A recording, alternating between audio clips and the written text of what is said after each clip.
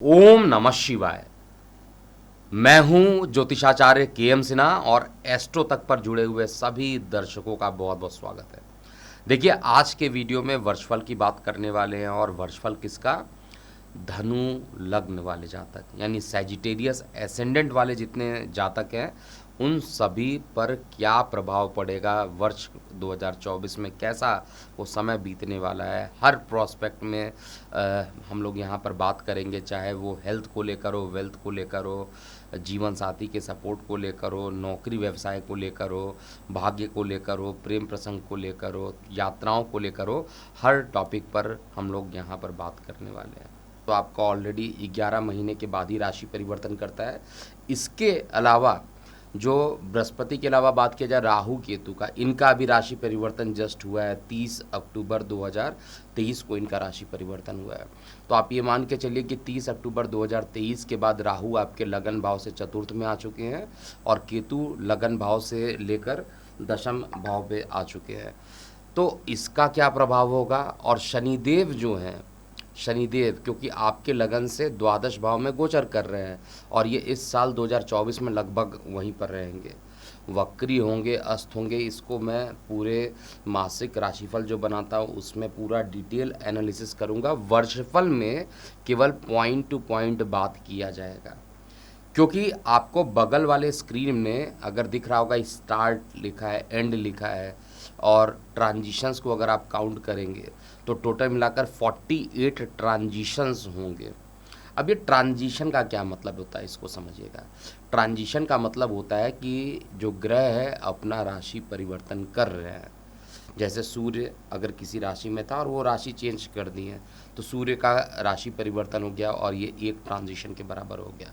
इसी तरीके से टोटल मैंने जो कैलकुलेट किया है वर्ष 2024 में 48 ट्रांजिशंस होंगे, जिसमें चंद्रमा को नहीं काउंट किया गया है। रीज़न भी है, चंद्रमा जो होता है 30 राशि परिवर्तन कर लेते हैं एक महीने में, तो 12 महीने में 144 राशि परिवर्तन तो केवल चंद्रमा कर लेंगे और जब सबको मिक्स कर देंगे तो बहुत कॉम्प्लेक्सिटी आ जाएगी। वीडियो को साधारण बनाना चाहता हूँ, इसलिए केवल हम सबसे पहले आपके लग्नेश की बात करेंगे और फिर दीर्घकालीन ग्रहों में आपका लग्नेश तो खुद आ जाता है। इसके अलावा शनिदेव की बात करेंगे और राहु केतु का इफेक्ट पूरे 2024 तक कैसा रहने वाला है। आपका लग्नेश राशि परिवर्तन करेगा। इसके अलावा कोई भी दीर्घकालीन जो राशि परिवर्तन करते हैं, जैसे राहु 18 महीने, इसके अलावा देवगुरु बृहस्पति 11 महीने, शनि 2.5 साल, इन सभी के राशि परिवर्तन जल्दी नहीं होते हैं, बट आपका लग्नेश राशि परिवर्तन करेगा।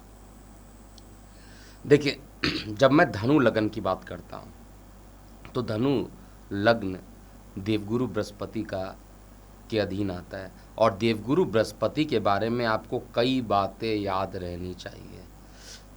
जो देवगुरु बृहस्पति होते हैं वो देवताओं के गुरु हैं, ये सभी लोगों को पता होगा। शुक्र के साथ नैसर्गिक रूप से शत्रु माने जाते हैं। शनिदेव के साथ इनको बहुत ज़्यादा टेंशन नहीं है, शनिदेव के साथ ये उदासीन रहते हैं। राहु केतु के साथ कहा जाए तो केतु का प्रभाव जब बृहस्पति पर पड़ता है तो कैटलिस्ट का काम कर जाते हैं, गुरु का प्रभाव और बढ़ जाता है। लेकिन राहु के साथ रहते हैं तो पीड़ित हो जाते हैं। गुरु चांडाल दोष अभी 30 अक्टूबर 2023 तक जो बना था उसको आपने चेक किया होगा।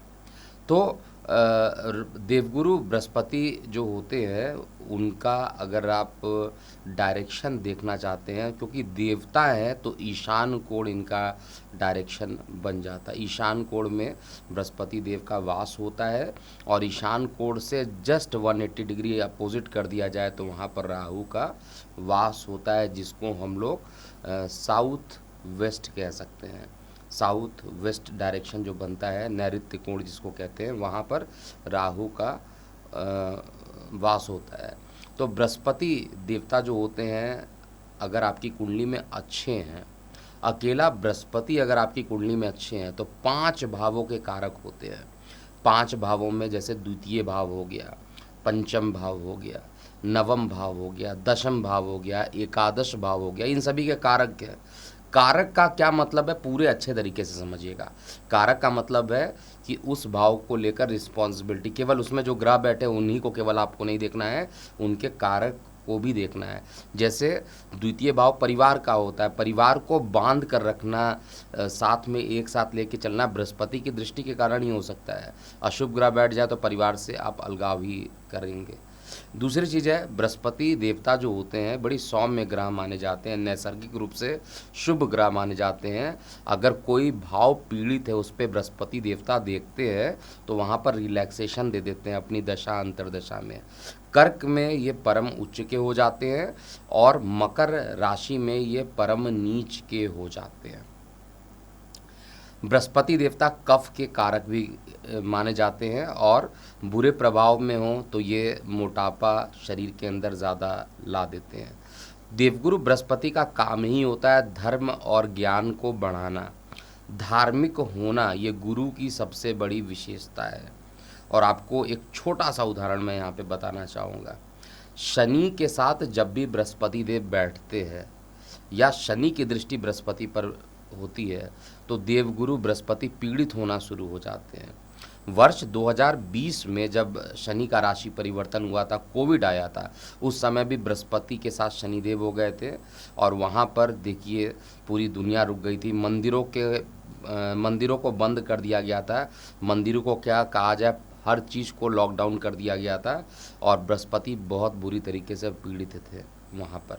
बृहस्पति जब राशि परिवर्तन किए उसके बाद धीरे धीरे कोविड कम हुआ, लेकिन अभी पिछले कई दिनों से आपने कोविड का सुना होगा क्योंकि अभी भी बृहस्पति देव पर जो शनि की दृष्टि पड़ रही है। जब से 4 नवंबर से शनिदेव मार्गी हुए हैं उसके बाद लगातार दृष्टि पड़ रही है तो इनको अभी भी पीड़ित कर रहे हैं।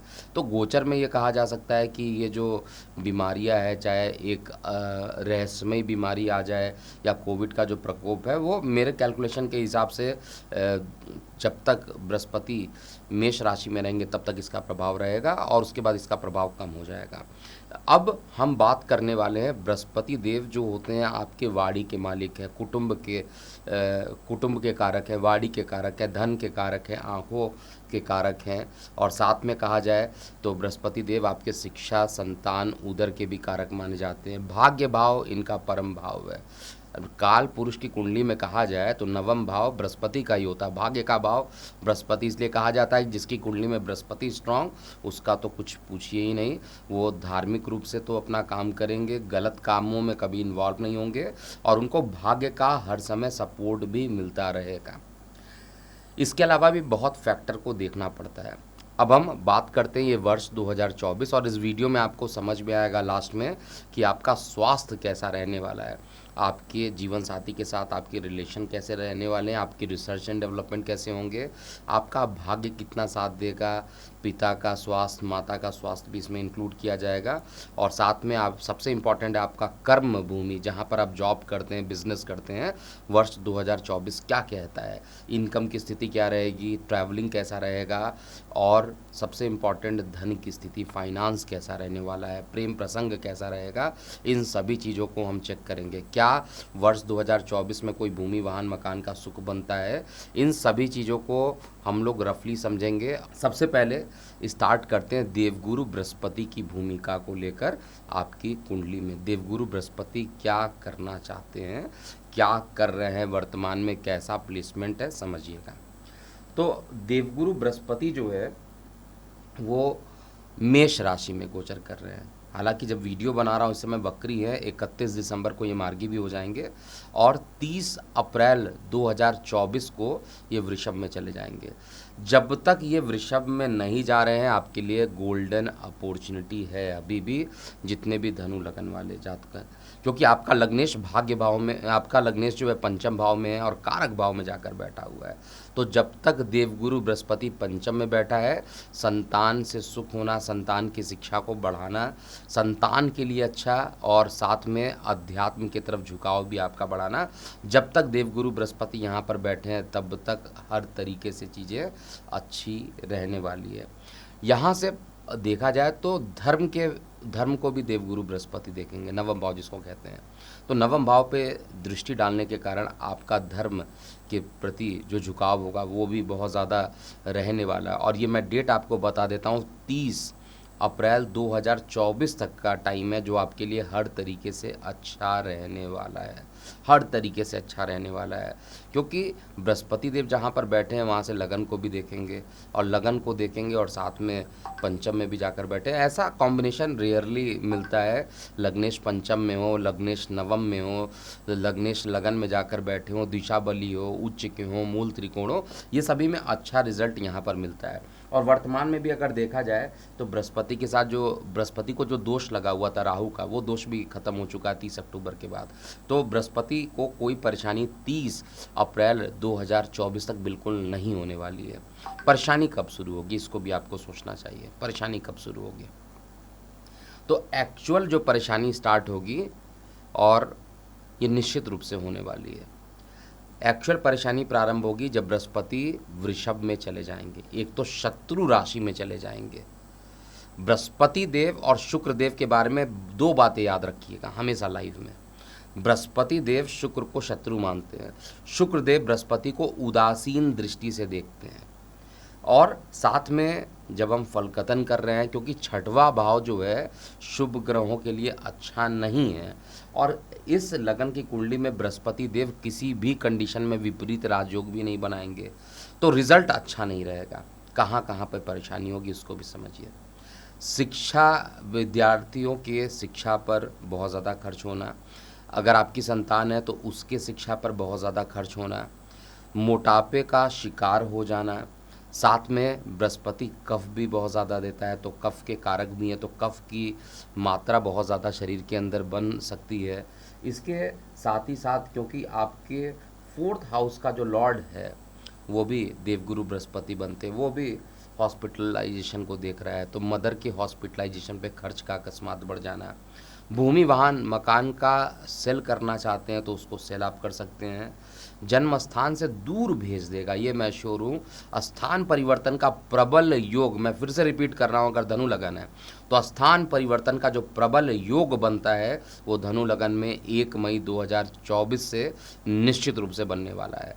और बृहस्पति देव, रीज़न भी देखिए, आपके लगन के मालिक होकर सीधे विदेश को देख रहे हैं। आपके 4th भाव जो कि जनता का स्थान, जन्म स्थान माना जाता है, वहाँ से सीधे द्वादश को देख रहे हैं। तो इसका मतलब है कि निश्चित रूप से या तो माता को लेकर हॉस्पिटलाइजेशन एक बार पुनः हो सकती है, या आपके संतान के हॉस्पिटलाइजेशन पे कहा जाए, स्टडी पे कहा जाए। स्टडी पे मैं ज़्यादा फोकस कर रहा हूँ, विद्यार्थियों के स्टडी पर ही ज़्यादा खर्च होगा। हॉस्पिटलाइजेशन पे जो है वो माता के हॉस्पिटलाइजेशन पे खर्च हो सकता है, या माता को लेकर अगर आप धार्मिक यात्रा करने निकल जाते हैं तो हॉस्पिटलाइजेशन पे खर्च नहीं होगा।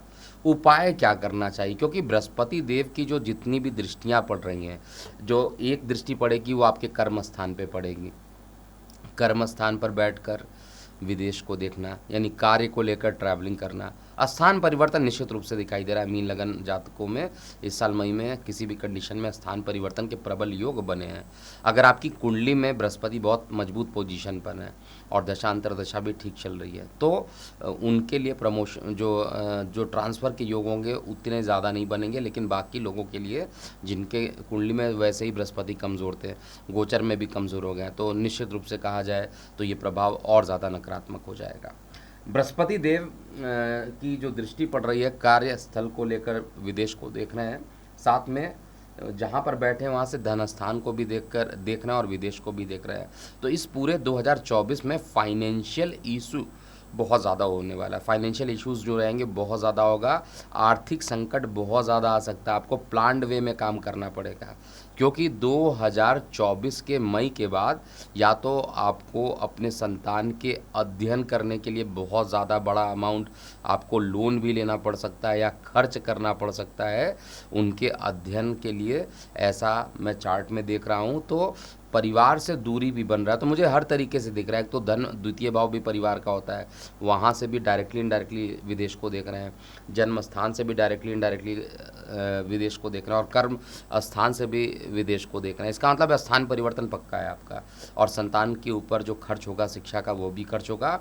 आपको अपने स्वास्थ्य पर बहुत ज़्यादा ध्यान देना चाहिए, क्योंकि लग्नेश रोग में चला जाएगा, और रोग में जाने के बाद अगर शुभ ग्रह की दृष्टि रहती है वहाँ पर, तो 6वें भाव में वैसे भी शुभ ग्रह की दृष्टि अच्छी नहीं मानी जाती है।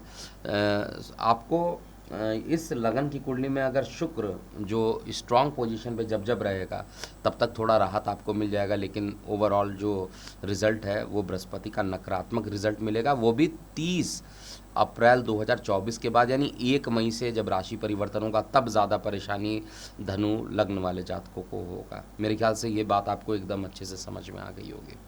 अब हम बात करने वाले हैं शनि देव की क्या पोजीशन बन रही है इस वर्ष 2024 में, क्योंकि शनि देव जो हैं वो मैंने शायद गलती से स्टार्टिंग में द्वादश बोल दिया था, मीन की नहीं बात कर रहे हैं हम, धनु की बात कर रहे हैं।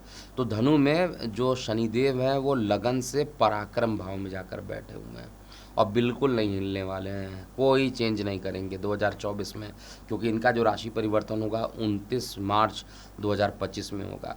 और शनिदेव क्योंकि कर्म स्थान पे जाकर बैठ गए, मेहनत वाले स्थान पर बैठ गए हैं, और शनिदेव जब मेहनत वाले स्थान पे बैठ जाते हैं तो कितना मेहनत करना होता है शायद आप लोगों को पता होगा। धनु लगन वाले जातकों के लिए अभी भी काफ़ी मेहनत बचा हुआ, खूब मेहनत आपको अभी भी करना पड़ेगा। बेस्ट पार्ट क्या है कि इस मेहनत में आपको अपने मित्रों का सहयोग मिलेगा, आपको अपने रिश्तेदारों का सहयोग मिलेगा। शनिदेव जो है यहाँ पर ओवरऑल आपको मिश्रित परिणाम देंगे, छोटे भाई बहनों को ग्रोथ भी कराएंगे, लेकिन आपको मेहनत भी बहुत ज़्यादा यहाँ पर करने के लिए मजबूर करेंगे। और साथ में इनकी दृष्टि संतान के स्थान पे नीच दृष्टि पड़ रही है। यही एक पॉइंट बन जाता है कि संतान को लेकर, क्योंकि संतान तो अगर आपकी है या तो शिक्षा कर रही होगी या तो जॉब कर रहे होंगे, तो संतान अगर आपकी है और उस पर ही शनि की नीच दृष्टि जो पड़ रही है, ये बृहस्पति इंडिविजुअली तो अच्छा रिजल्ट देने की कोशिश कर रहा है, और बृहस्पति जब तक रुका हुआ है वहाँ पर तब तक संतान को दिक्कत नहीं है, लेकिन जैसे ही बृहस्पति हट जाएगा संतान पर नीच दृष्टि डालना बहुत ही खतरनाक हो जाएगा। संतान कंफ्यूज हो सकते हैं, क्या करना है नहीं करना, अपने करियर को लेकर बहुत ज़्यादा परेशान हो सकते हैं, बेचैन हो सकते हैं। ऐसी सारी चीज़ें जो है ये धनु लग्न वाले जातकों के लिए हो सकती है। और शनि की जब नीच दृष्टि पड़ती है तो उस कंडीशन में मैंने कई बार देखा है ब्रेन स्ट्रोक की भी नौबत पड़ जाती है। मैं ये नहीं कह रहा हूँ कि सभी को ब्रेन स्ट्रोक होगा, ब्रेन स्ट्रोक के लिए बहुत सारी कंडीशंस भी होती है, बुध का बहुत ज़्यादा इन्वॉल्वमेंट होता है उसके अंदर, लेकिन शनि की नीच दृष्टि पड़ना किसी भी कंडीशन में माइंड स्थान पर अच्छा नहीं है। उधर संबंधित परेशानियों का एक बार पुनः बढ़ जाना ये शनि यहाँ पर करा सकते हैं। तो शनि की जो नीच दृष्टि तृतीय है वो बहुत अच्छी नहीं है आपके लिए किसी भी कंडीशन में। शनिदेव जहाँ पर बैठे हैं वहाँ से जो 7वीं दृष्टि देख रहे हैं वो आपके पितृभाव को देख रहे हैं और सूर्य की राशि को देख रहे हैं। यहाँ पर पिता का जो स्वास्थ्य रहेगा वो स्टेबल बना रहेगा, पिता का जो स्वास्थ्य रहेगा धनु लगन वाले जातकों के लिए स्टेबल बना रहेगा। शनिदेव कभी भी या तो अपने पिता की राशि में बैठ जाए या पिता की राशि को देखते हैं तो कभी बहुत अहित नहीं करते हैं, बहुत ज़्यादा अहित नहीं करते। भले ही आपने सुना होगा शनि और सूर्य के बीच में 36 का आंकड़ा होता है, लेकिन फिर भी मैंने पर्सनली लाइफ में जितनी भी कुंडलियों का विश्लेषण किया है उसमें अगर शनि सूर्य की राशि में बैठते हैं तो बहुत ज़्यादा परेशानी नहीं होती वहाँ पर। कुछ परेशानियाँ तो देखिए एज के साथ फादर को होती है या पेरेंट्स को होती है, बड़े लोगों को होती है, एज के साथ फैक्टर अलग हो सकता है, लेकिन स्पेशली शनि यहाँ पर बैठ के कुछ बहुत ज़्यादा परेशानी करते हैं ऐसा नहीं दिख रहा है। उल्टा धर्म के प्रति झुकाव भी बहुत ज़्यादा बढ़ेगा। इस समय शनि भी आपके धर्म स्थान को देख रहे हैं और बृहस्पति भी धर्म स्थान को देख रहे हैं, तो धार्मिक यात्राएं, छोटी मोटी यात्रा होना, धर्म के प्रति झुकाव का बढ़ना, ये सब कुछ 30 अप्रैल से पहले पहले होगा।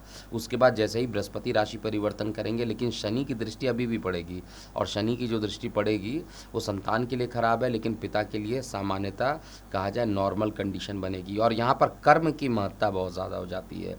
भाग्य का जो सहयोग रहेगा वो 30 अप्रैल 2024 तक ही रहने वाला, उसके बाद कर्म का आपको बहुत ज़्यादा मेहनत करना पड़ेगा। तृतीय भाव में शनिदेव खूब मेहनत कराते हैं, और मूल त्रिकोण में हो तृतीय भाव हो तो और ज़्यादा मेहनत कराते हैं। तो मेहनत के लिए रेडी रहिएगा जितने भी धनु लग्न वाले जातक हैं। इसके बाद हम बात करते हैं राहु और केतु की पोजीशन। तो सबसे पहले केतु की पोजीशन को बात करते हैं।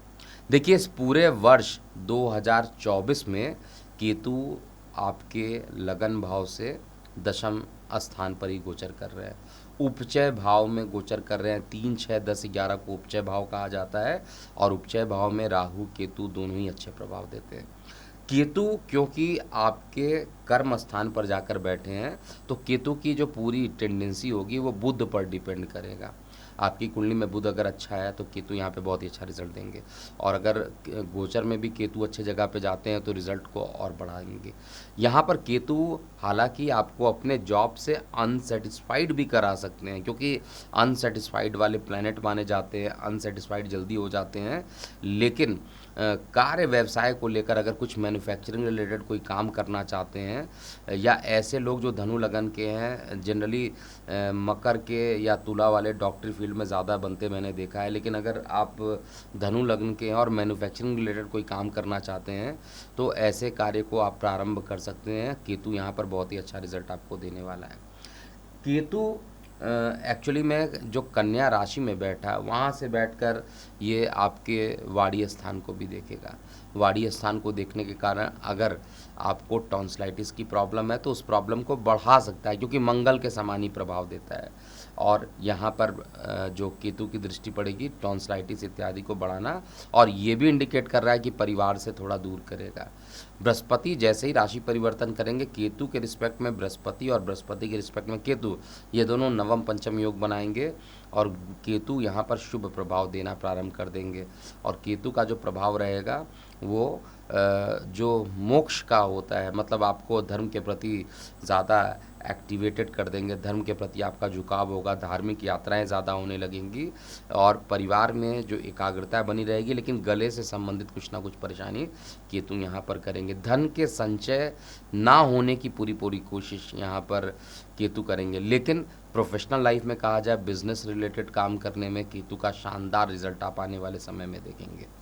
केतु की जो 7वीं दृष्टि यात्रा तक भी करवा सकते हैं। गोचर में एक बार ऐसा योग बन सकता है। जेल यात्रा नहीं कराएंगे तो कहीं ना कहीं से लीगल केसेस तक पहुंचा देंगे, भले ही वो बाद में विड्रॉ हो जाए, लेकिन एक बार ऐसा ये प्रयास करेंगे। और ये सारा प्रयास मुझे दिखाई दे रहा है 1 मई 2024 के बाद ही ज़्यादा होने वाला है। तो ज़्यादा प्रॉब्लम 1 मई के बाद ही है। उससे पहले तो मैं कहूँगा कि अपॉर्चुनिटी अच्छी है, जो भी काम कीजिएगा सफलता आपको मिलेगा। और केतु की दृष्टि जब बृहस्पति पे पड़ेगी और बृहस्पति को एक्टिवेट कर देंगे रोग भाव में, तो यहाँ पर रोग भाव को ये काम कोशिश करेंगे कि रोग जितनी भी हैं या गुप्त शत्रु हैं उसको ख़त्म किया जाए। लेकिन वो ख़त्म करने का एक ही माध्यम होगा, वो साधना के थ्रू आप ख़त्म कर सकते हैं। योगा प्राणायाम के थ्रू अपने गुप्त शत्रु को ख़त्म कर सकते हैं, अपने बौद्धिक स्तर को सुधार करके कर सकते हैं। आपको धार्मिक होकर उसमें रिज़ल्ट मिल सकता है, लेकिन अगर आप एग्रेसिव होकर काम करेंगे तो आपको रिज़ल्ट नहीं मिलने वाला है। जहाँ तक हम बात करते हैं राहु का, तो राहु की जो जहाँ पर पोजीशन बैठा है वो माता के लिए तो बहुत अच्छा है। जहाँ एक तरफ बृहस्पति देवता 1 मई के बाद माता को लंबी दूरी की यात्रा पर ले जाना, हॉस्पिटल में एडमिट करने का पूरा प्रयास करेंगे, वहीं पर जो राहु है उसको भंग करने की भी कोशिश करेंगे। तो माता के स्वास्थ्य के लिए राहु जो है वो अच्छा रिजल्ट यहाँ पर देने वाले हैं। लेकिन अपने किसी मकान, भूमि, वाहन से संबंधित कोई नया काम करना चाहते हैं तो आपको 30 अप्रैल 2024 से पहले करना चाहिए। उसके बाद बहुत ज़्यादा परेशानियां बढ़ सकती है। पैतृक संपत्ति से संबंधित किसी प्रकार का लीगल केस या लिटिगेशन चल रहा था, इन सभी को आपको 30 अप्रैल से पहले निपटा लेना है। उसके बाद परेशानी होगी, क्योंकि वहाँ पर लीगल केस में अगर खुद लग्नेश बैठ जाए तो निश्चित रूप से लीगल केस जल्दी सॉल्व नहीं होता है। और बृहस्पति जहाँ पे राहु बैठे हैं वो आपके 12th हाउस को भी देख रहे हैं, तो विदेशों से भी लाभान्वित ये कराने की पूरी कोशिश करेंगे। और कर्म स्थान को भी देख रहे हैं तो पॉलिटिशियंस के साथ सहयोग, राजनीति में अच्छे रिजल्ट मिलेंगे। और साथ में आपका अगर किसी भी प्रकार का ब्रोकिंग से रिलेटेड कोई काम है, ऐसा काम जिसमें कमीशन मिलता हो, या ऐसा काम जिसके अंदर ट्रेडिंग किया जाए, अगेन फिजिकल ट्रेडिंग की मैं बात कर रहा हूँ, शेयर मार्केट वाले ट्रेडिंग की बात नहीं कर रहा हूँ, ऐसे सभी चीज़ में राहु का जो प्रभाव होगा वो कंपैरेटिवली अच्छा रहेगा। अब हम बात करते हैं संक्षेप में, क्योंकि ये तो दीर्घकालीन ग्रहों का जो प्रभाव था वो बता दिया गया। अब संक्षेप में ये समझेंगे कि आपके स्वास्थ्य की पोजीशन कैसी रहेगी। देखिए, स्वास्थ्य के लिए जो मुझे दिखाई दे रहा है, ओवरऑल थोड़ी कठिनाइयों से ज़्यादा भरा हुआ साल 2024 हो सकता है। स्वास्थ्य संबंधी समस्याएं जो हैं वर्ष के प्रारंभ से ही देखने को मिलेगी, और 30 अप्रैल 2024 के बाद स्वास्थ्य संबंधी समस्याएं बहुत तेज़ी से बढ़ेंगी। गुप्त शत्रु भी बहुत ज़्यादा एक्टिवेटेड हो जाएंगे, इसलिए आपको अपने स्वास्थ्य का विशेष रूप से ध्यान देना है। आपको करना क्या चाहिए, एक तो जो भी गरीब बच्चे हैं जो किसी कारणवश पढ़ाई नहीं कर पा रहे हैं, उनको स्टेशनरी की सामान अगर आप दान करते हैं तो आपके लिए अच्छा रहेगा। आपको बुध गुरु का जो बीज मंत्र है, अगर आपकी कुंडली में गुरु सही जगह पर बैठे हुए हैं तो उनका बीज मंत्र कर सकते हैं, या अगर पोजीशन अच्छी भी नहीं हो तो ओम नमो भगवते वासुदेवाय, ये द्वादश अक्षर मंत्र जो होता है इसका जाप ज़रूर करते हुए चलना चाहिए प्रतिदिन 108 बार। ऐसा करने से जो परेशानियां होंगी वो ख़त्म होंगी। जीवन साथी का सहयोग आपको अच्छा मिलेगा। जीवन साथी की स्वास्थ्य को भी देखा जाए तो स्वास्थ्य को लेकर भी परेशानी बहुत ज़्यादा मुझे नहीं दिखाई दे रही है, रिजल्ट अच्छा रहने वाला है। इवन रिसर्च एंड डेवलपमेंट के फील्ड में जो भी जातक हैं वो इस साल कुछ रिसर्च एंड डेवलपमेंट में कोई नया काम करके अपना नाम भी मतलब नेम फेम भी बढ़ाने की पूरी कोशिश करेंगे और उनको सफलता मिलेगी। पैतृक संपत्ति मिलने की भी संभावना वर्ष 2024 में बन रही है, लेकिन कंडीशन बस वही है कि 30 अप्रैल 2024 से पहले पहले आपको प्रयास करना पड़ेगा। भाग्य का पूरा सहयोग भी आपको 30 अप्रैल 2024 तक मिलेगा, जहां बृहस्पति देव रोग स्थान पे चले जाएंगे, वहाँ पर भाग्य का प्रभाव कम हो जाएगा, कर्म का प्रभाव ज़्यादा होगा। तो भाग्य का प्रभाव केवल 30 अप्रैल तक 2024 तक है, उसके बाद कर्म बहुत ज़्यादा इंपॉर्टेंट करेगा, क्योंकि भाग्य फैक्टर वहाँ पे साथ नहीं देने वाला है। जॉब में ऑलरेडी बता चुका हूँ, स्थान परिवर्तन के योग वर्ष 2024 में बन रहे हैं, स्पष्टता बन रहे हैं। आय के साधन सामान्य से अच्छे रहेंगे, लेकिन खर्च इस बार इतना ज़्यादा होने वाला है, रिजल्टेंट निगेटिव में ही जाने वाले हैं। तो खर्च को आपको कंट्रोल करना चाहिए, क्योंकि इनकम आता हुआ दिखाई दे रहा है, लेकिन इतने ज़्यादा खर्च इस साल 2024 में मैं देख रहा हूँ, और वो सडन खर्च हो सकते हैं, चाहे वो माता के हॉस्पिटलाइजेशन पे अकस्मात खर्च हो जाए, चाहे वो संतान के शिक्षा पर खर्च हो जाए, या ट्रैवलिंग पे खर्च हो जाए। बहुत सारे खर्च मैं इस साल धनु लग्न वाले जातकों के लिए देख रहा हूँ। प्रेम प्रसंग के लिए ये जो धनु लग्न बन रहा है वो वर्ष के प्रारंभ से ही अच्छा रहेगा, और प्रेम संबंधों में मधुरता पूरी लगभग बनी रहेगी। बीच में कुछ क्लैशेस ज़रूर होंगे, उसको आप मंथली राशिफल में ज़रूर देखिएगा। तो अभी के लिए इतना ही। मैं हूँ एस्ट्रोलॉजर KM सिन्हा। ओम नमः शिवाय। एस्ट्रो तक ऐप पर आपको मिलेगा भविष्य से जुड़े हर सवाल का जवाब। डाउनलोड कीजिए एस्ट्रो तक ऐप और चुटकी में जुड़िए इंडिया के बेस्ट एस्ट्रोलॉजर से।